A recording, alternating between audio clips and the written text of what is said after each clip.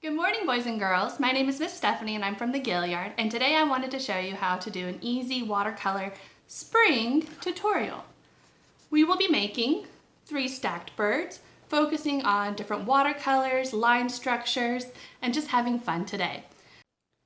For this project, you are going to need a piece of watercolor paper, or it can be cardstock, any paper that is thicker, some water and a paintbrush, some watercolors, a Sharpie, and if you would like, you can do pencil first and then go back over with the Sharpie. Today I'm going to start by drawing with the Sharpie so that way everyone can see it. So once you have your paper, you are going to look at the space. We are first going to begin with a ground.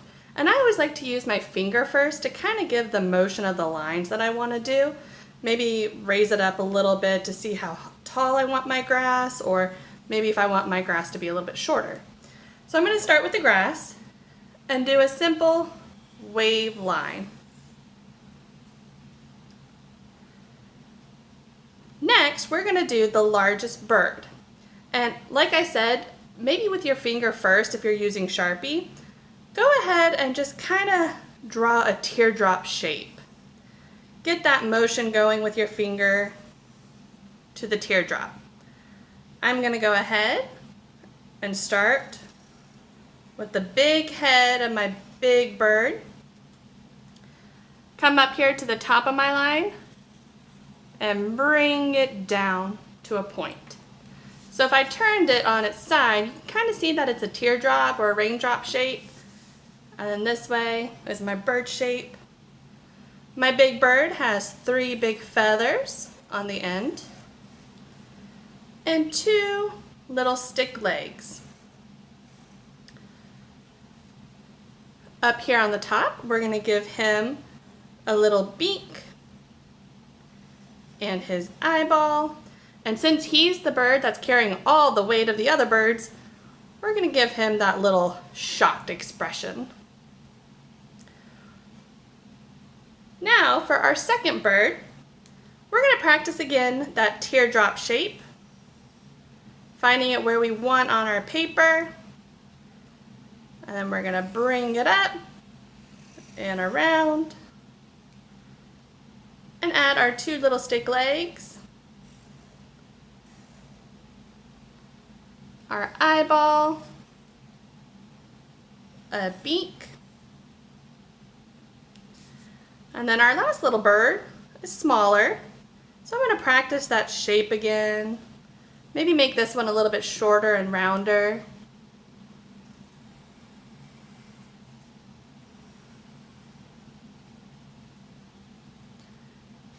And the long skinny legs for the little bird. The beak, the eyeball,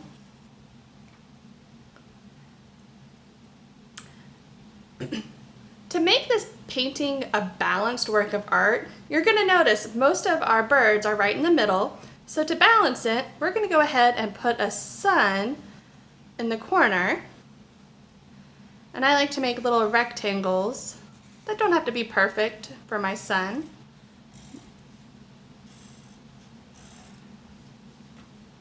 Maybe make little smaller ones on the inside of the bigger ones. So now it's really heavy on this side. So we're going to balance it by adding a flower on this side. We're going to start up at the top and do a slow wave down for our stem.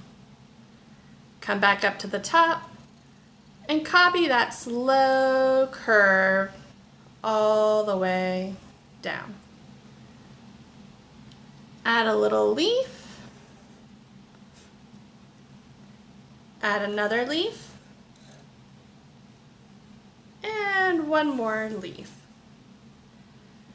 Now for the flower, you can copy my flower, maybe you come up with your own flower. It's springtime, there's so many flowers out there right now. I'm going to do an open bud flower. I'm going to start with a little curved line and make a rainbow shape. Kind of looks like a gumdrop. And then I'm going to add petals all around the gumdrop shape. Add a little details to my flower, maybe some polka dots for the bud part. And there we have our basic outline. Now if you notice with my original, I added details. I would take this time to go ahead and add some wings to the birds. And it's copying the same shape of the bird you just did. So this one, you can see how the points on this side and the round curve on this side, our wing is going to be the same thing. Point and the curve. Here's our curve, here's the point. Copy that same shape. So there's my wings. And now for each bird, go ahead and give it a little style. You can pay close attention. You can do zigzag lines, you can do straight lines, you can do polka dots. It's up to you on how you want to design your birds. So I'm going to go ahead and design a couple of mine.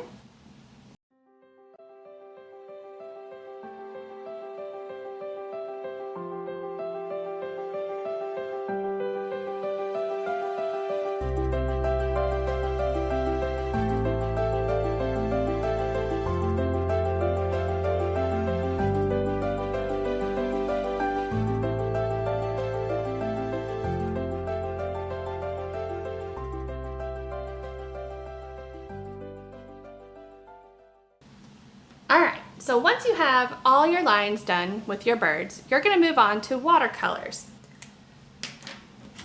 Here's my little watercolor palette. You'll notice I don't have a lot of colors, so sometimes I'm going to have to be able to mix colors. And that's like my favorite part of art anyways. I love mixing colors to come up with something new each time.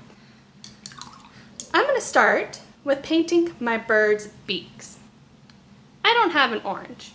So what do you think I could do to create an orange? If you said mix red with a little bit of yellow, you are correct. And right there we can see maybe my orange is a little too yellow, so I'm going to go back, clean my brush, and then add a little bit more. Oh, now it's too red. Go back and add a little bit more yellow until I get my orange just the way I like it. And I'm going to go ahead and paint the beaks orange. Come back, get a little bit more to make it darker. Maybe your beaks aren't orange, it's up to you. While I'm using my orange, I'm going to go ahead and add some to my sun.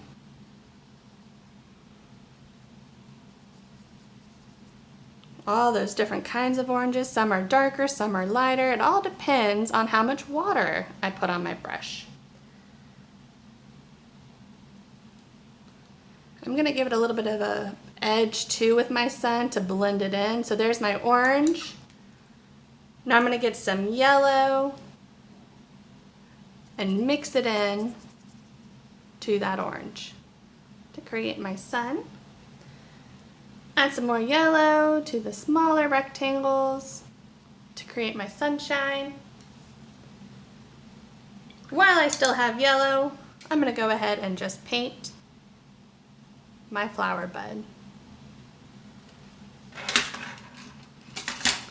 So go ahead and take this time to paint and do whatever kind of creations you want to your birds. I do suggest leaving your background white. It'll make all your colors pop out more. If at home you do not have watercolors, I do want to show you a really cool trick with just regular Crayola markers. You want the ones that say washable, because when you wash, you use water and it helps it come off. So if I am coloring stripes or my polka dots on my birds with Crayola markers, I can come back with my paintbrush and go over it to get that color. I know it's kind of hard to see, so I'll come up and do a darker color too. Maybe I get my red and I'll do a pattern around it. Add some more. Get that water. And you can see how that color is starting to fade out.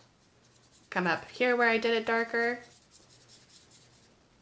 Now you're gonna see the marks that you did with the markers, but you'll still be able to get that watercolor effect. So go ahead, take this time and paint.